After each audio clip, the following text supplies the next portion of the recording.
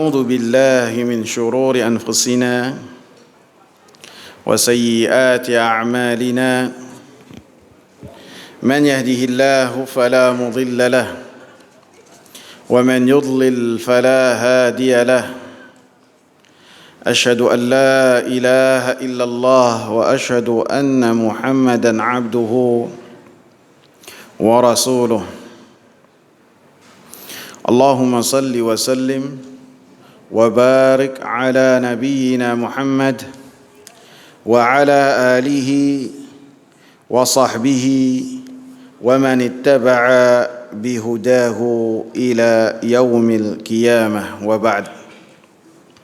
Hadirin jamaah sekalian yang saya hormati, kita lanjutkan pembahasan kita mengenai bab tayammum, hadis yang ketiga dari bab tayammum dan nomor hadis ke-40 dari kitab Umdatul Ahkam dari kitab Taharah. Kita baca hadisnya. An Jabir ibn Abdullah radhiyallahu anhuma anna an-nabiy sallallahu alaihi wasallam qala. Dari Jabir ibn Abdullah, semoga Allah meridai keduanya, bahwasanya Nabi sallallahu alaihi wasallam bersabda, "U'titu khamsan lam yu'tahunna ahadun minal anbiya'i qabli." Saya diberikan 5 hal, 5 keistimewaan yang tidaklah diberikan 5 hal tersebut kepada salah seorang dari para nabi sebelumku. Nusirtu birru'bi masirata syahr. Saya ditolong oleh Allah Subhanahu wa ta'ala dengan diberikan rasa takut sebelum 1 bulan perjalanan menuju musuh tersebut. Wa ju'ilat lil ardu masjidan wa tahura. Dijadikan untukku tanah sebagai tempat sujud dan sebagai alat bersuci. Fa ayyuma rajulin min ummati adrakathu as-salatu falyusalli. Maka siapapun seseorang dari umatku mendapati waktu salat, maka hendaklah dia salat. Wa uhillat li al-maghanimu, dan dihalalkan untukku harta rampasan perang. Walam tahilla li ahadin qabli, dan harta rampasan perang ini tidaklah dihalalkan kepada siapapun juga sebelumku. Wa'utitu syafa'ata, dan saya pun diberikan syafaat. Wa kana an-nabiyyu yub'atsu ila qaumihi khassatan wa bu'ithtu ila an-nasi 'ammatan. Dan nabi-nabi diutus kepada kaumnya secara khusus. Adapun saya diutus kepada seluruh manusia. Jamaah sekalian, hadis ini bersumber dari sahabat Jabir ibn Abdullah radhiyallahu anhuma. Pada dasarnya sahabat Jabir ini sudah kita lewati di bab yang berkaitan dengan tata cara mandi janabahnya Nabi sallallahu alaihi wasallam dari hadis yang diceritakan oleh Abu Ja'far Al-Baqir. Kemudian di dalamnya sebutkan nama dari keluarga Nabi sallallahu alaihi wasallam, sehingga seingat saya perawi ataupun sahabat Jabir ibn Abdullah radhiyallahu anhuma belum kita sebutkan seingat saya. Kalaupun sudah dan kemudian diulang, ya anggaplah sebagai murojaah, biar mengingat-ingat kembali. Terkadang saya kalau sudah YouTube-nya naik, baik dari channel Masjid An-Nur ataupun channel Ali bin Abi Thalib, maka saya lihat juga kajian saya. Seingat saya belum. Dan pada pertemuan sebelumnya juga saya lihat di YouTube itu, saya beberapa kali menyebut pergelangan sebagai lengan. Itu kesalahan perkataan saya, seharusnya lengan. Sampai mana tadi? Sampai Jabir. Perawi hadis ini adalah Jabir ibn Abdullah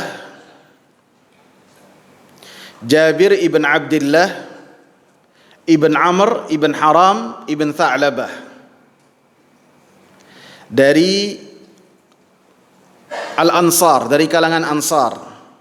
Jadi beliau adalah penduduk ahli Madinah. Dan beliau juga dari kalangan Khadraj. Jadi orang-orang Madinah ada dari kalangan Khadraj, ada dari kalangan Aus. Dan beliau adalah dari kalangan Khadraj. Beliau Jabir dan bapaknya adalah sahabat Nabi sallallahu alaihi wasallam. Beliau dan bapaknya adalah sahabat Nabi sallallahu alaihi wasallam. Kemudian Jabir juga termasuk sahabat yang ikut dalam Al-Aqabah Ats-Tsaniyah. Aqabah ada 2, pertemuan antara orang-orang Yathrib dengan Nabi sallallahu alaihi wasallam. Yang pertama pada tahun 11, yang kedua pada tahun 12 dari kenabian Nabi sallallahu alaihi wasallam. Maka sahabat Jabir ini termasuk orang-orang yang ikut dalam Al-Aqabah Ats-Tsaniyah, yang jumlahnya lebih dari 70 sahabat dari orang-orang Ansar. Dan beliau pun menyatakan bahwasanya beliau adalah mengikuti semua peperangan Nabi sallallahu alaihi wasallam, semuanya diikuti. Yang beliau tidak ikut adalah dalam perang Badar dan perang Uhud, karena ayahnya melarang dia untuk ikut dalam 2 peperangan tersebut.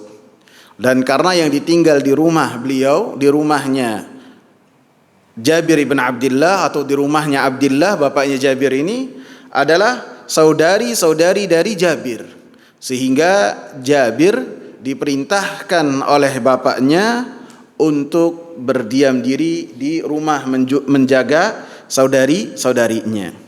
Sehingga beliau mengatakan bahwasanya beliau mengikuti semua peperangan yang Nabi sallallahu alaihi wasallam ikuti kecuali 2 peperangan tersebut. Peperangan Badar dan peperangan Uhud. Berapa semua peperangan yang diikuti oleh Nabi sallallahu alaihi wasallam? Ada 19 atau 18. Ya, antara 19 dan 18. Sebagian mengatakan 19, sebagian mengatakan 18. Kemudian nama ibu beliau adalah Nusaybah binti Uqbah ibn Adi ibn Sinan, dari kalangan Khadraj juga. Dan kunyah beliau adalah Abu Abdullah. Karena kunyah itu diambil dari orang-orang Arab. Yang pertama diambil daripada nama anaknya, Jabir ibn Abdullah, dan dia juga punya anaknya Abdullah. Dan ini termasuk sunnah yang didapat dari kebiasaan orang-orang Arab sebelumnya.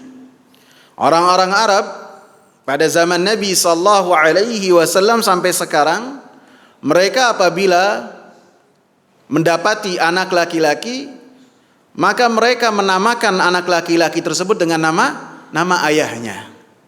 Sehingga nama ayahnya tersebut dijadikan kunyah. untuk para lelaki tersebut. Dan ini juga ditetapkan oleh Rasulullah sallallahu alaihi wasallam. Namanya Rasulullah siapa? Muhammad ibn, anak Nabi sallallahu alaihi wasallam siapa? Qasim. Terus siapa lagi? Abdullah. Jadi Nabi pun menetapkan hal tersebut, bahwasanya Nabi sallallahu alaihi wasallam memberikan nama untuk anaknya dengan nama bapaknya. Dan orang-orang Arab juga apabila mereka tidak mengetahui nama dari anak-anak yang dimiliki oleh orang yang ada di hadapannya dan mengetahui nama bapaknya, maka nama bapaknya itu dijadikan kunyah dalam rangka menghormati orang yang ada di hadapannya. Misalnya si fulan itu adalah bin Abdullah, sedangkan orang yang menghormati orang tersebut tidak mengetahui namanya siapa. Maka dengan mengambil nama ayahnya dijadikan sebagai kunyah. Ya Aba Abdillah, wahai Abu Abdillah. Dan sebagian sahabat yang mereka tidak memiliki anak, seperti sahabat perempuan Aisyah radhiyallahu anha, beliau tidak mendapatkan karunia anak. Akan tapi beliau memiliki kunyah. Kunyahnya siapa? Ummu Abdillah. Sedangkan beliau tidak memiliki Abdullah. Akan tetapi Ummu Abdillah ini diambil karena bapak beliau Abu Bakar namanya adalah Abdullah. Paham ya kawan? Paham atau bingung? Ya. Kita lanjutkan. Kemudian Jabir bin Abdullah ini, Abu Abdullah, beliau mengikuti semua peperangan yang diikuti oleh Nabi sallallahu alaihi wasallam kecuali peperangan Badar dan Uhud. Sehingga dikatakan oleh sebagian perawi bahwasanya Jabir bin Abdullah radhiyallahu anhu mengatakan bahwasanya Rasulullah sallallahu alaihi wasallam berkata kepada kami para sahabat dalam peperangan Hudaybiyah, "Antum khairu ahlil ardi." Wahai para sahabat yang jumlahnya 1.400 sahabat yang ikut dalam peperangan Hudaybiyah, Rasulullah katakan bahwasanya kalian adalah sebaik-baik orang yang ada di muka bumi. Dan hadis ini diriwayatkan oleh Jabir ibn Abdullah. Dan beliau pun termasuk sahabat yang usianya sangat panjang sekali. Beliau wafat pada tahun 78 Hijriah dan usia beliau adalah 94 tahun. Dan sehingga hadis-hadis dari beliau itu sangatlah banyak sekali. Beliau meriwayatkan hadis sejumlah 1.540 hadis. Dan seperti yang sudah kita bahas, sahabat-sahabat 7 sahabat pertama yang mereka banyak meriwayatkan hadis dari Nabi sallallahu alaihi wasallam, mereka mendapatkan periwayatan hadis yang banyak, bukan berarti sahabat-sahabat sebelumnya hadis-hadisnya sedikit, bukan. Akan tetapi karena umur mereka dipanjangkan oleh Allah Subhanahu wa taala, sehingga ketika para tabi'in menuntut ilmu dan mencari dan bertanya kepada para sahabat, maka sahabat-sahabat yang usianya dipanjangkan oleh Allah Subhanahu wa taala, mereka meriwayatkan banyak hadis dari Nabi sallallahu alaihi wasallam. Lebih-lebih Jabir bin Abdullah ini, beliau termasuk ulamanya para sahabat. Jadi para sahabat itu tidak semuanya ulama, tidak semuanya mufti. Apa mufti itu? Tidak semuanya dai.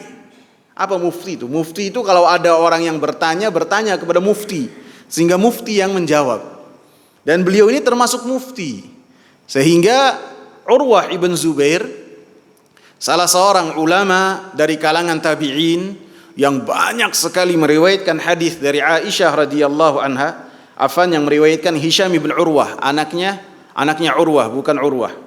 Hisham ibn Urwah mengatakan, saya melihat bahwasanya Jabir bin Abdullah memiliki halaqah khusus, majlis khusus di Masjid Nabawi, sehingga para ulama dari kalangan tabi'in dan orang-orang yang berkunjung ke kota Nabi, mereka bermajlis di tempat tersebut, di majlisnya Jabir ibn Abdullah. Dan seperti yang saya sebutkan, beliau wafat pada tahun 78 Hijriah di kota Madinah. Usia beliau 94 tahun. Dan ketika salat jenazah, yang menyalati beliau, yang menjadi imamnya adalah Aban ibn Uthman. Dan beliau termasuk sahabat yang terakhir wafat di kota Madinah. Usianya sampai 94 tahun. Karena kata Nabi sallallahu alaihi wasallam, usianya para sahabat setelah Nabi sallallahu alaihi wasallam wafat itu adalah tidak lebih dari 100 tahun. Setelahnya para sahabat wafat. Bahkan di tahun 90 kemudian tidak ada para sahabat yang saya ingat. Yang terakhir termasuk Anas ibn Malik. Kita masuk ke dalam hadis. U'titu khamsan lam yu'tahunna ahadun minal anbiya'i qabli. Saya diberikan 5 hal, yang 5 hal tersebut tidaklah diberikan kepada seseorang dari para nabi sebelumku. Sehingga 5 hal yang disebutkan oleh Nabi sallallahu alaihi wasallam adalah kekhususan untuk Nabi Muhammad sallallahu alaihi wasallam, dan semua kekhususan dan keistimewaan yang dimiliki oleh Nabi sallallahu alaihi wasallam, di dalamnya terdapat juga keistimewaan untuk umatnya Nabi Muhammad sallallahu alaihi wasallam.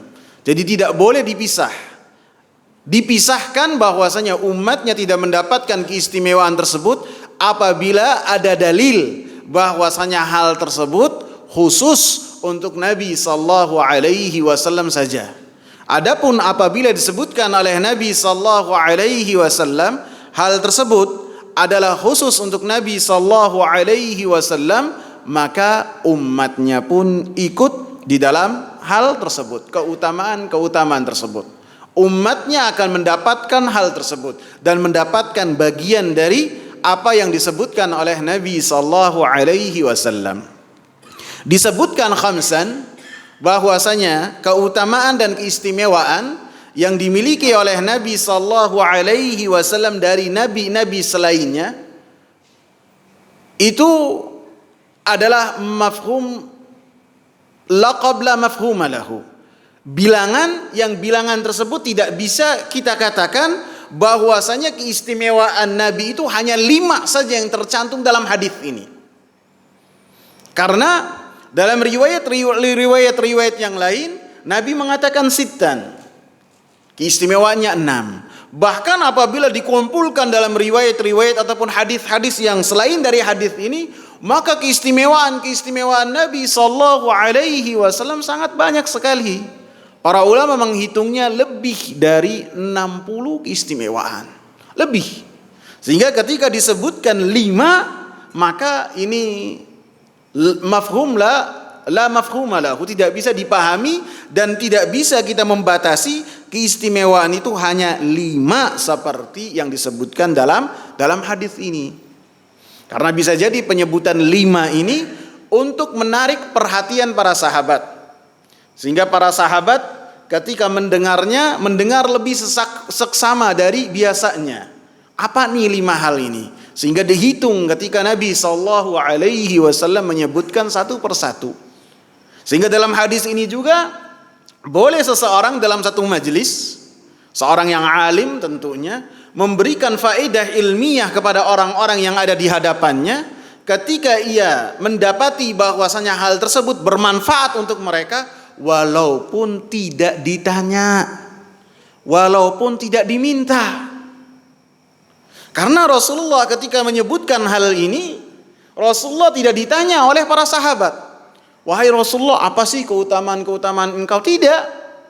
Akan tetapi para sahabat diam, para sahabat mendengar apa yang dibicarakan oleh Rasulullah sallallahu alaihi wasallam. Kemudian Nabi sallallahu alaihi wasallam menyampaikan hal-hal tersebut. Sehingga dari hadis ini menunjukkan bahwasanya Nabi sallallahu alaihi wasallam adalah sebaik-baik rasul, sebaik-baik nabi. Karena keistimewaannya yang sangat banyak dan keistimewaannya tidak dimiliki oleh nabi-nabi sebelumnya.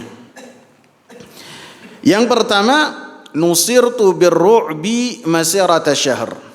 Saya ditolong dengan rasa takut. Yang rasa takut itu diberikan kepada musuh-musuh yang akan menghadapi Nabi sallallahu alaihi wasallam sepanjang apa? Sebulan sebelum bertemu dengan Nabi sallallahu alaihi wasallam, mereka telah ketar-ketir terlebih dahulu dalam menghadapi pasukannya Nabi sallallahu alaihi wasallam.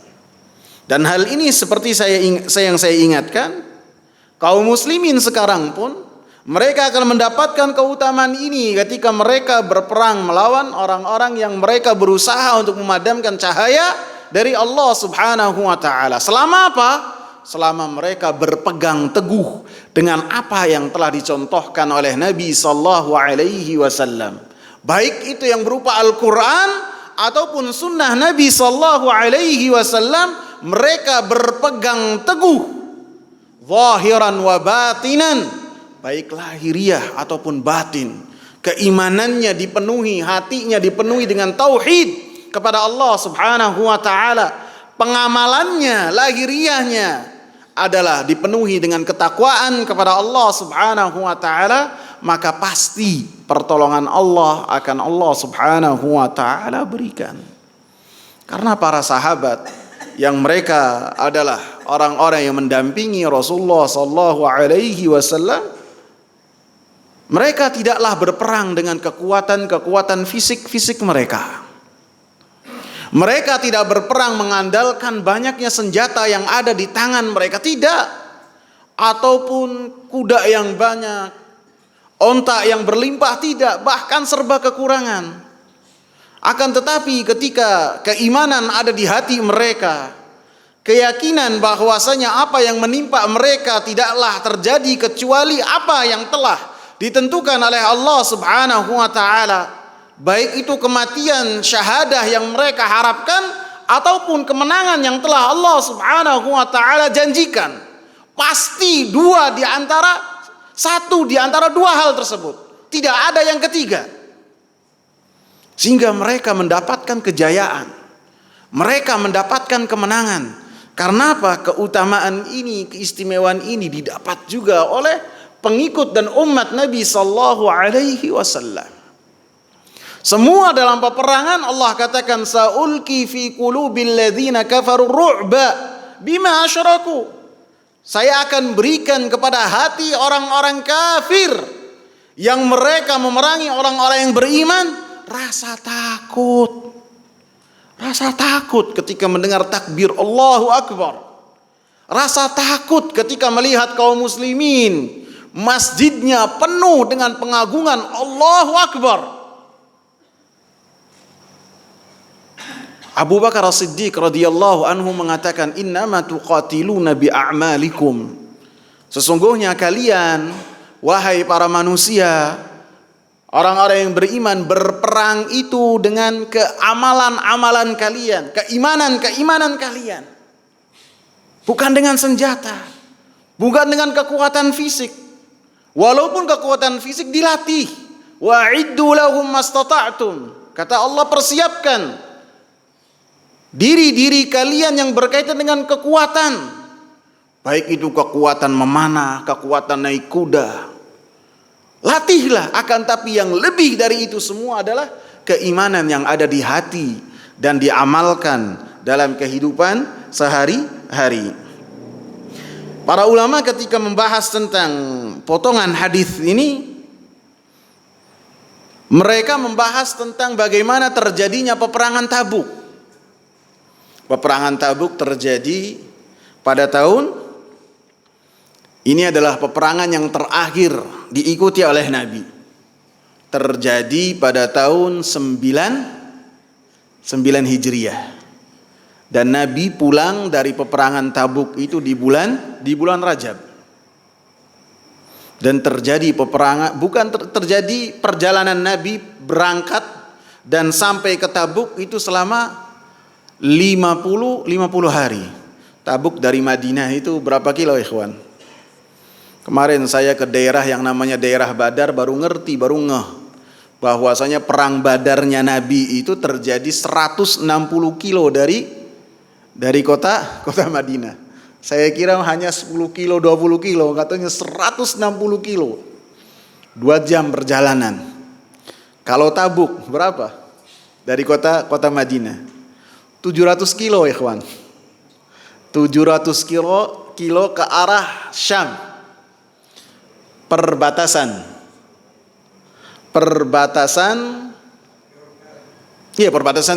Jordan ya, perbatasan Urdun, perbatasan Syam. Dan pada saat itu Syam dikuasai oleh Romawi, dan mereka berdiam diri di Damaskus, memiliki ibu kota di Damaskus. Maka ketika Nabi sallallahu alaihi wasallam mengirim seorang utusan yang bernama Al-Haris ibn Umair Al-Azdi ke orang-orang Ghassan. Orang-orang Ghassan ini orang yang tinggal di perbatasan Tabuk, di perbatasan Syam dengan Arab, akan tapi mereka lebih loyal sebagai pengikutnya Heraklius. Maka Haris ibn Amir Al-Azdi ibn Amr Al-Azdi ini dibantai, dibunuh oleh Surahbil Al-Ghassani. Dan pada saat itu membunuh utusan adalah suatu perbuatan yang sangat biadab sekali. Nabi marah. Kemudian mengirim pasukan dalam peperangan Mu'tah. Berapa pasukannya? 3.000. Menghadapi berapa 3.000 nih? Dalam peperangan Mu'tah. Menghadapi 100.000. 3.000 menghadapi 100.000. Sampai Zaid bin Harithah begitu melihat pasukannya itu 3.000 bengong. Diam dulu. Ayo kita rapat mendadak dulu, ada apa nih? Sampai Ibn Rawahah mengatakan kita itu berperang bukan dengan senjata, bukan dengan jumlah kita, akan tapi dengan keimanan yang ada di dada kita. Sehingga para sahabat setelah itu bangkit. Dan 3.000 ini menghadapi 100.000 yang wafat hanya belasan saja. Dan kemudian hasilnya imbang. Untuk bayangkan 3.000 menghadapi 100.000 hasilnya imbang. Begitu pulang, Zaid bin Harithah wafat syahid. Ja'far juga wafat. Kemudian pada saat itu diganti oleh Khalid bin Walid. Heraklius pada saat itu sangat marah. 2 tahun dia mempersiapkan pasukan untuk menyerang kaum muslimin. Ini 2 tahun. 2 tahun mereka mempersiapkan persiapan yang sangat matang supaya kekuatan yang ada di kota Madinah ini tidak semakin menjadi besar. Dan Nabi begitu mendengar hal tersebut langsung memberikan pengumuman kepada para sahabat dan orang-orang muslimin yang ada di luar kota Madinah untuk mari berperang untuk menghadapi Romawi. Ini negara yang sangat kuat, kerajaan yang sangat kuat pada saat itu, sangat kuat, paling kuat. Rasulullah sallallahu alaihi wasallam dalam musim panas, pada saat itu musim panas, dan pasukannya di peperangannya dikatakan dengan peperangan yang penuh kesusahan. Di musim panas yang sangat panas, 30.000 sahabat menuju Tabuk. 700 kilo lebih perjalanan. Bahkan para sahabat kelaparan. Dalam perjalanan di antara mereka para sahabat langsung memotong onta karena sudah nggak kuat lagi, kehausan. Onta apabila dipotong, onta ini memiliki kantong air. Jadi daripada mereka binasa, dipotong ontanya, dimakan dagingnya, mereka mendapatkan air. Sampai akhirnya berdiam diri di Tabuk lebih dari 20 hari. Antum bayangkan, pasukan yang terlatih mempersiapkan peperangan 2 tahun, dan pasukannya adalah pasukan besar yang ditakuti di dunia pada saat itu.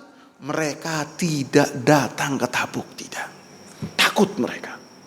Bahkan pasukan-pasukan kecil yang sebelumnya adalah pengikut dari Romawi, mereka datang kepada Nabi sallallahu alaihi wasallam untuk menyatakan bahwasanya mereka takluk. Ini yang Allah Subhanahu wa taala katakan, yang Rasulullah sallallahu alaihi wasallam katakan, nusirtu birru'bi masirata syahr. Saya ditolong oleh Allah Subhanahu wa taala sebulan sebelumnya musuh dalam keadaan takut. Sebulan ini bukan perjalanan pesawat ya. Kalau perjalanan pesawat dari ujung ke ujung ada lebih dari sebulan, kurang malah. Masyirat as-sahr ini, perjalanan 1 bulan ini perjalanan dengan onta, bukan dengan selainnya. Poin yang kedua, apa ada suara? Enggak ya? Ya. Wa ju'ilat lil ardu masjidan wa tahura. Fa ayyuma rajulin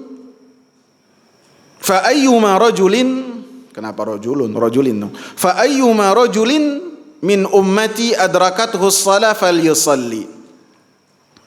Dijadikan untukku tanah sebagai tempat ibadah dan alat bersuci. Ini yang berkaitan dengan tayamum yang kita bahas. Bahwasanya tanah dijadikan sebagai alat untuk bersuci apabila seseorang tidak bisa menggunakan air, baik karena langka airnya, ataupun airnya tidak ada sama sekali, ataupun tidak bisa menggunakan air karena sakit. Maka dengan tanah, baik dengan langsung ke tanah, ataupun ke bebatuan, ataupun ke tembok seperti yang sudah kita bahas. Dan keistimewaan ini hanya dimiliki oleh Nabi sallallahu alaihi wasallam dan umatnya. Dan sini juga disebutkan, dan dijadikan untukku tanah sebagai masjidan. Masjid di sini sebagai tempat untuk beribadah, tempat untuk sujud. Artinya umat-umat terdahulu yang diutus kepada mereka para nabi, ketika mereka beribadah, ibadahnya di tempat-tempat khusus. Tidak bisa ibadah di sembarang tempat. Orang ada yang ke kanisah, ke gereja. Orang-orang Yahudi ke bai'ah, ke tempat-tempat khusus yang mereka beribadah di dalamnya. Adapun selainnya, maka mereka tidak melakukan ibadah. Maka Nabi sallallahu alaihi wasallam mengatakan, adapun umatku, maka tanah ini, bumi ini semuanya adalah bisa digunakan untuk sujud ruku kepada Allah Subhanahu wa taala sebagai masjid. Kecuali mungkin tempat-tempat yang diyakini ada najisnya, bahwasanya tempatnya itu tidak bersih, nampak bahwasanya tempat tersebut adalah tempat yang najis, maka kita tidak sholat di situ. Ataupun tempat-tempat yang kemungkinan besar ada najisnya, ataupun tempat-tempat yang apabila seseorang sholat di situ akan menjerumuskan seseorang ke dalam kesyirikan kepada Allah Subhanahu wa taala. Seperti apa? Salat di kuburan. Rasulullah katakan, la tusallu ilal kubur, al ardu kulluha masajid illa al hammam wal makbarah, kata Rasulullah. Tanah ini semuanya adalah masjid, bumi ini semuanya masjid, kecuali apa? Kecuali kuburan dan tempat mandi. Tempat mandi ada kemungkinan seorang najis dalamnya, sehingga tidak boleh seorang sholat di dalamnya. Berapa tempat? Baru 3 ya pengecualiannya. Yang keempat yang tidak boleh seseorang sholat di dalamnya adalah tempat kumpulnya onta, peternakan onta. A'tanul ibil, tidak boleh seseorang sholat di dalamnya. Ada apa hikmahnya? Mungkin apabila kita bahas nanti terlalu panjang. Jadi alhasil, Bumi ini, tanah ini semuanya bisa digunakan sebagai tempat sholat. Fa ayyuma rajulin min ummati adrakathu sholatu falyusalli. Maka kata Rasulullah, siapapun seseorang dari umatku yang dia mendapatkan salat dan dia jauh dari masjid, falyusalli, maka hendaklah dia salat di mana saja. Tidak harus datang ke musola, tidak harus datang ke masjid. Lebih-lebih kalau lagi dalam keadaan safar, perjalanan, kita berhenti di rest areanya tidak ada musola misalnya, ataupun lagi renov besar-besaran, sudah sholat di trotoar. Dan ini jarang kita dapati ketika kita ada di sini. Tapi kalau di negara-negara Arab kita dapati hal tersebut. Sebagian orang supir tronton begitu lelah malam, bukan tidur akan tapi nepi ke trotoar, kemudian langsung sholat di trotoar. Sholat apa? Sholat tahajud gitu. Sebagian melakukan hal ini. Ketika ada di bandara, mereka tidak sibuk mencari musola. Bandaranya itu adalah musola. Jadi yang penting tanya ke orang lewat, kiblatnya mana? Ke sana kiblatnya. Habis itu salat menghadap kiblat, yang penting sudah memiliki taharah. Dan di dalam hadis ini juga anjuran untuk seseorang lebih memperbanyak jejak-jejak kebaikannya di muka bumi. Artinya ketika seseorang menunaikan salat fardu dan dia dalam keadaan mukim, maka salat fardunya itu berjamaah. Adapun yang berkaitan dengan salat sunnah, maka lebih dianjurkan untuk memakmurkan rumah-rumah kita dengan ibadah kepada Allah Subhanahu wa taala dengan salat sunnah. Jadi tidak harus misalnya salat duha di masjid, salat tahajudnya di masjid, salat rawatib qobliyah dan ba'diyahnya di masjid. Tidak harus, akan tapi lebih anjuran yang lebih dalam lagi untuk salat seseorang yang berkaitan dengan salat sunnahnya adalah di rumah. Adapun salat fardu adalah di masjid. Sehingga Rasulullah sallallahu alaihi wasallam katakan, ya ayuhan nas sallu fi buyutikum fa inna afdhala salatil mar'i fi baitihi illal maktubah. Wahai para manusia, salatlah kalian di rumah-rumah kalian. Karena salat yang paling baik seseorang itu salatnya di rumah, kecuali salat fardu, kecuali salat yang ditegakkan secara berjamaah, maka salatnya berjamaah di masjid. Apalagi buat akhwat, ada akhwat di sini ya. Buat ibu-ibu, maka salatnya yang paling baik adalah di rumah. Bahkan di bagian rumah yang paling baik buat ibu-ibu adalah bagian yang paling pribadi. Jadi ruang tamu, apabila ada pilihan ruang tamu dengan kamar pribadi dia, maka yang lebih afdal adalah kamar pribadi dia. Walaupun dia yang ada di rumahnya itu mahram semua, anak-anaknya, ponakannya, maka ketika dia lebih menyendiri dan tersembunyi, maka itu lebih afdal. Akan tapi jangan sampai malam Sabtu nanti sepi, nggak datang lagi ibu-ibu. Iya, kalau pengajian beda lagi, kalau ta'lim beda lagi. Jadi anjurannya beda. Tapi ketika kaum muslimat, ibu-ibu itu minta izin kepada suami ataupun wali mereka untuk datang ke masjid menunaikan salat berjamaah, maka tidak boleh bagi wali ataupun suaminya untuk melarang istri ataupun anaknya ataupun saudarinya untuk datang ke masjid. Karena hal inilah yang telah diperintahkan oleh Rasulullah sallallahu alaihi wasallam. Rasulullah katakan, la tamna'u ima Allahi masajidallah wa buyutuhunna khairul lahunna. Jangan kalian melarang perempuan-perempuan untuk datang ke masjid. Biarkanlah mereka untuk datang ke masjid selama mereka menjaga adab. Tidak menggunakan minyak wangi, tidak menggunakan pakaian yang mencolok, akan tapi menjaga kehormatannya, Maka kata Rasulullah, jangan kalian larang.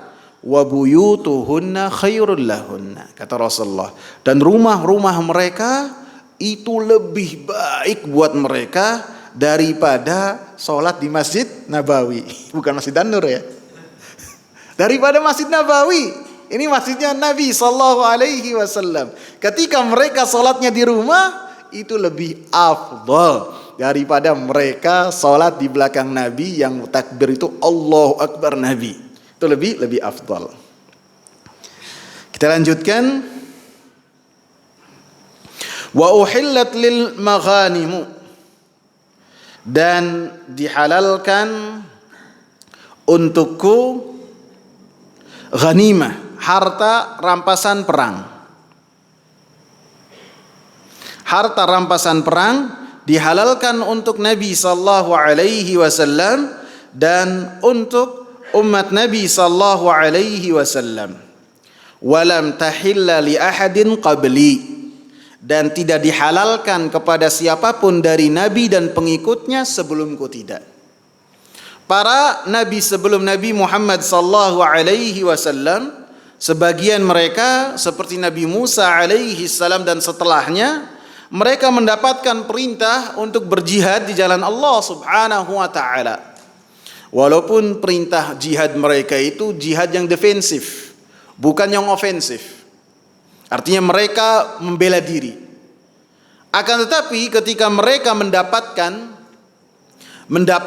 ghanimah, harta rampasan perang, maka harta rampasan perang itu tidak dihalalkan untuk nabi-nabi tersebut dan tidak dihalalkan untuk pengikutnya, tidak.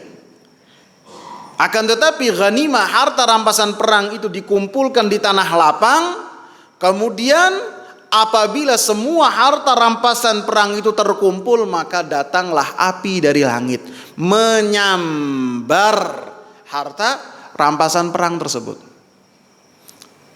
Adapun kita, kata Nabi sallallahu alaihi wasallam, diberikan keringanan, keistimewaan untuk bisa menggunakan harta rampasan perang tersebut. Karena apa? Karena Allah Subhanahu wa taala mengetahui kelemahan kita. Sehingga disebutkan dalam hadis yang tercantum dalam Sahih Bukhari dan Sahih Muslim bahwasanya Yusha ibn Nun ketika beliau membawa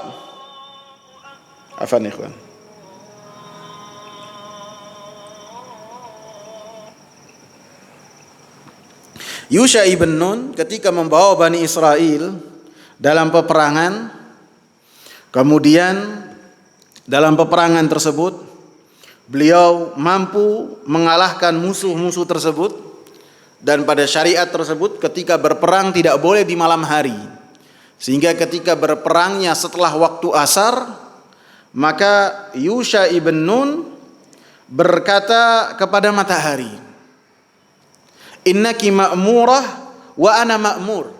Wahai matahari, engkau ini diperintah oleh Allah dan engkau ini wajib taat kepada Allah, dan saya pun diperintah oleh Allah. Allahumma hbisha alaina. Ya Allah, tahanlah matahari tersebut sehingga matahari tersebut tidak bergerak ketika Nabi Yusha dan Bani Israel berperang menghadapi Amlak, orang-orang yang mereka menyerang dan mengeluarkan Bani Israel dari rumah-rumah mereka. Sehingga ketika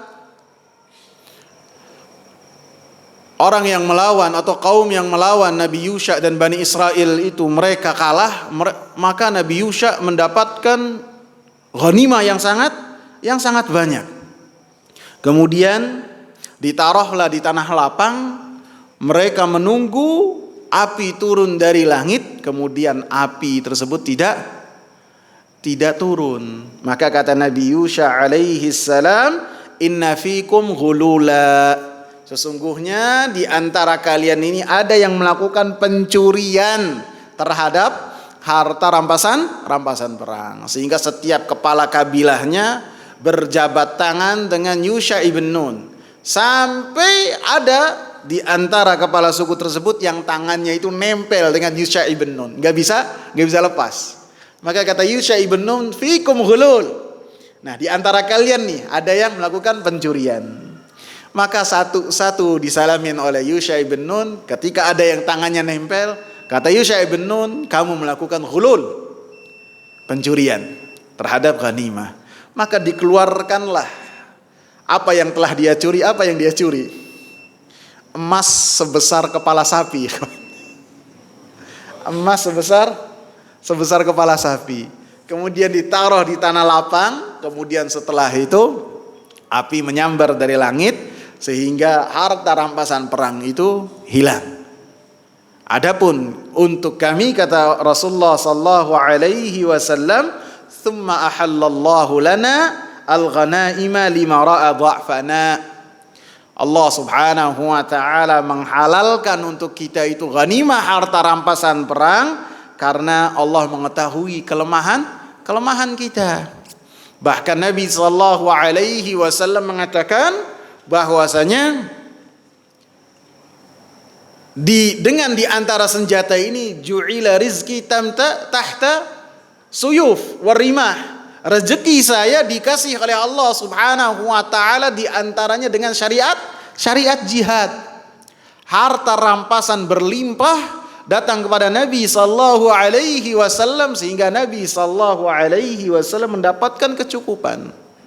Sehingga apabila antum bisa bagi dua kehidupan Nabi sallallahu alaihi wasallam di kota Madinah, maka sebagian kehidupan Nabi itu beliau dalam keadaan miskin, tidak memiliki apa-apa. Dan setengahnya berikutnya Nabi sallallahu alaihi wasallam dalam keadaan berkecukupan. Karena apa? Karena harta rampasan perang berlimpah.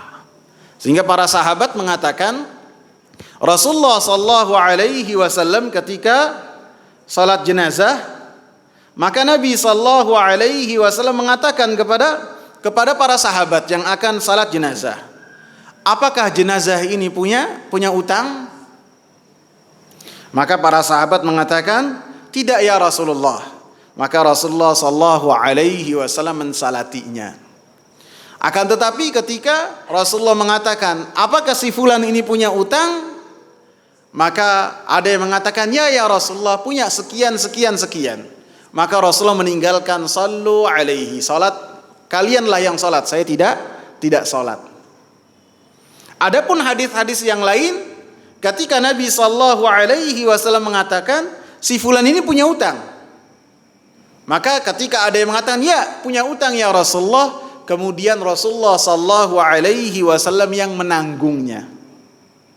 Paham perbedaannya, ikhwan? Maka ketika Rasulullah sallallahu alaihi wasallam di fase pertama yang dalam keadaan tidak berkecukupan, maka Nabi sallallahu alaihi wasallam tidak bisa menanggungnya. Akan tetapi ketika Nabi sallallahu alaihi wasallam memiliki kecukupan dan keluasan dari harta rampasan yang sampai kepada Nabi sallallahu alaihi wasallam, maka apabila ada yang wafat dan orang tersebut memiliki hutang, maka Nabi sallallahu alaihi wasallam yang menanggungnya. Sebagian ulama membawakan hal ini dalam pembahasan bahwasanya Nabi aula bil mu'minina min anfusihim, bahwasanya Nabi itu lebih berhak terhadap orang-orang yang beriman dari diri mereka. Yang berikutnya, masih ada ya 10 menit.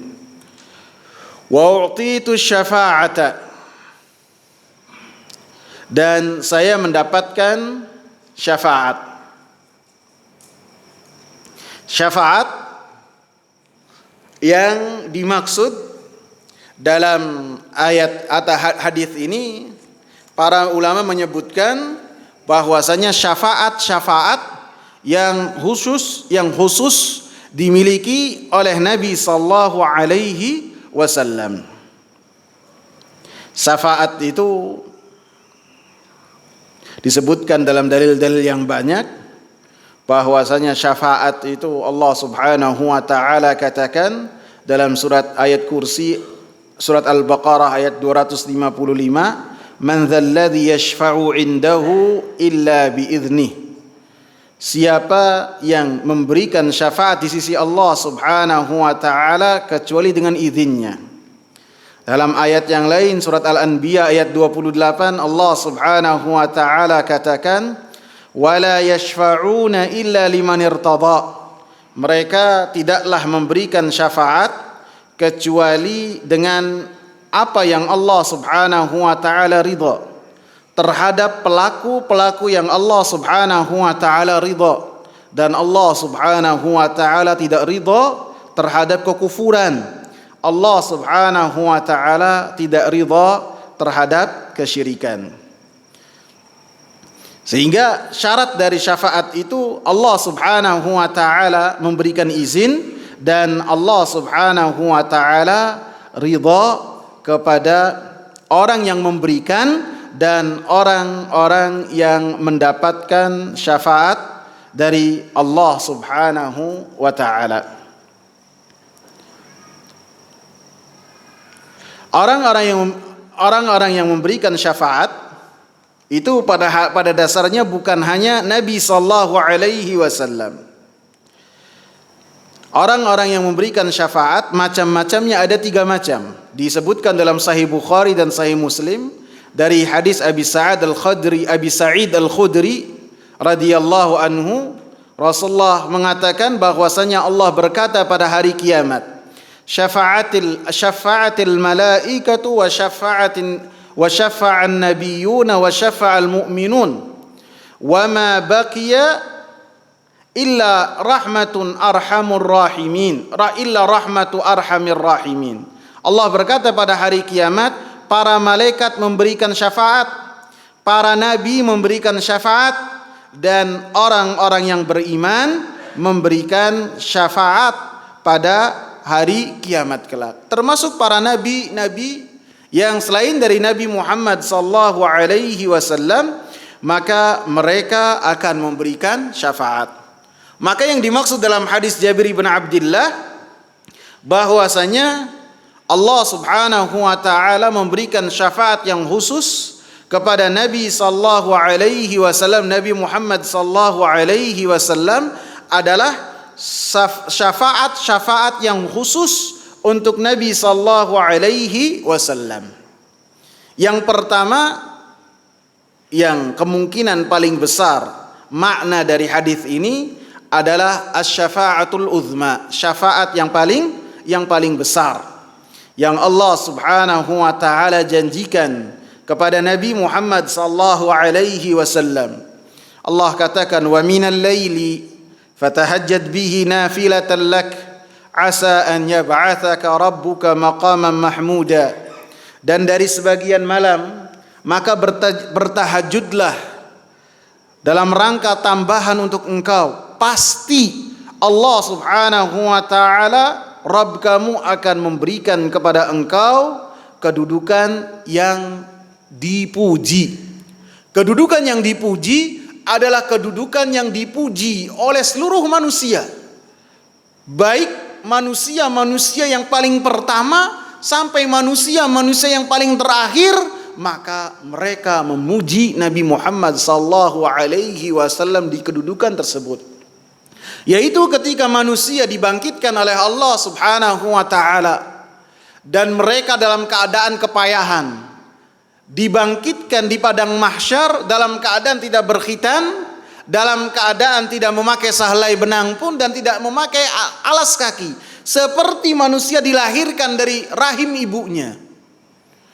Kemudian pada saat itu matahari didekatkan oleh Allah Subhanahu wa taala sedekat-dekatnya. Dan waktunya bukan sebentar. 50.000 tahun mereka dalam keadaan seperti itu. 50.000 tahun. Sehingga manusia dalam keadaan kepayahan. Manusia berbondong-bondong datang kepada Nabi Adam alaihi salam. Mereka memuji Nabi Adam alaihi salam dengan keistimewaan-keistimewaan yang dimiliki oleh Nabi Adam. Diciptakan dengan tangan Allah. Kemudian pernah tinggal di surga. Disebutkan Kemudian Nabi Adam alaihi salam malu kepada Allah subhanahu wa ta'ala karena telah berbuat dosa dan bermaksiat kepada Allah subhanahu wa ta'ala. Kemudian mereka diperintahkan oleh Nabi Adam untuk datang ke Nuh. Maka manusia seluruhnya datang kepada Nabi Nuh alaihi salam, memuji keutamaan-keutamaan Nabi Nuh, bahwasanya beliau adalah Rasul yang pertama. Disebutkan, kemudian Nabi Nuh alaihi salam malu untuk meminta kepada Allah subhanahu wa ta'ala pada saat itu. Karena apa? Karena ketika di dunia beliau telah meminta kepada Allah subhanahu wa ta'ala dengan kejahilan, sehingga hal ini ditegur oleh Allah subhanahu wa ta'ala. Walaupun mereka telah dimaafkan dan diberi taubat, diterima taubatnya oleh Allah, kan tapi mereka malu kepada Allah. Kemudian Nabi Nuh alaihi salam memerintahkan mereka supaya datang kepada Nabi Ibrahim alaihi salam. Mereka datang kepada Nabi Ibrahim alaihi salam, memuji keutamaan dari Nabi Ibrahim, menyebutkan bahwasanya Nabi Ibrahim adalah Khalilullah, menyebutkan keutamaannya. Akan tapi Nabi Ibrahim merasa tidak sanggup karena beliau telah berdusta dengan tiga kali dusta. Walaupun pada hakikatnya bukan dusta secara langsung, akan tapi begitulah orang-orang yang mengagungkan Allah subhanahu wa ta'ala. Pengagungan mereka kepada Allah subhanahu wa ta'ala sangatlah besar. Kemudian Nabi Ibrahim alaihi salam memerintahkan manusia seluruhnya untuk datang kepada Nabi Musa alaihi salam. Maka mereka datang kepada Nabi Musa alaihi salam, menyebutkan keutamaan dari Nabi Musa, yaitu menerima Taurat, berbicara langsung dengan Allah subhanahu wa ta'ala.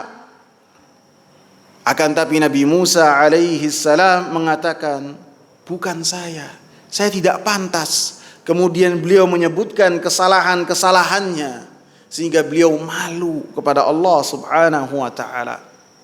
Kemudian Nabi Musa alaihi salam berkata, kalian datanglah kepada Nabi Isa alaihi salam. Maka mereka pun datang kepada Nabi Isa alaihi salam. Nabi Isa alaihi salam tidak mau menerima hal tersebut, karena beliau yakin dan beliau ketahui sesudahnya ada nabi dan rasul yang lebih pantas daripada beliau, sehingga beliau menyuruh kepada seluruh manusia untuk datang kepada Nabi Muhammad sallallahu alaihi wasallam. Ketika Nabi Muhammad sallallahu alaihi wasallam didatangi oleh manusia, maka Nabi Muhammad sallallahu alaihi wasallam mengatakan, ana laha. Itu adalah kedudukan yang telah Allah subhanahu wa ta'ala janjikan kepadaku. Kemudian beliau sujud kepada Allah subhanahu wa ta'ala, dan kemudian beliau memuji kepada Allah subhanahu wa ta'ala dengan pujian-pujian yang tidak pernah dilakukan sebelumnya oleh Nabi Muhammad sallallahu alaihi wasallam, yang pujian-pujian tersebut pada saat itu Allah subhanahu wa ta'ala berikan kepada Nabi supaya Nabi sallallahu alaihi wasallam melakukan hal tersebut. Jadi pujian-pujian yang tidak pernah dilakukan oleh Nabi sallallahu alaihi wasallam sebelumnya. Maka Nabi sallallahu alaihi wasallam mendengar firman Allah subhanahu wa ta'ala, ya Muhammad, irfa' ra'sak wasal tu'ta washfa' tushaffa'. Wahai Muhammad, angkatlah kepalamu, karena beliau sujud di bawah arsy Allah subhanahu wa ta'ala. Wasal tu'ta, mintalah apa yang kamu minta, niscaya kamu akan diberi permintaannya, dipenuhi oleh Allah. Dan berilah syafaat yang engkau kehendaki, maka syafaat tersebut akan dipenuhi oleh Allah subhanahu wa ta'ala. Maka Nabi Muhammad sallallahu alaihi wasallam meminta kepada Allah subhanahu wa ta'ala supaya memutus perkara di tengah-tengah para manusia. Dan ini yang termasuk dari dikatakan oleh Rasulullah sallallahu alaihi wasallam adalah wa'utitu syafa'ah. Saya mendapatkan syafaat, dan nabi-nabi sebelumnya tidak mendapatkan syafaat, yang syafaatnya itu tidaklah dimiliki oleh selain dari Nabi Muhammad sallallahu alaihi wasallam. Dan syafaat yang kedua yang khusus dimiliki oleh Nabi sallallahu alaihi wasallam, syafaat untuk masuk ke surga.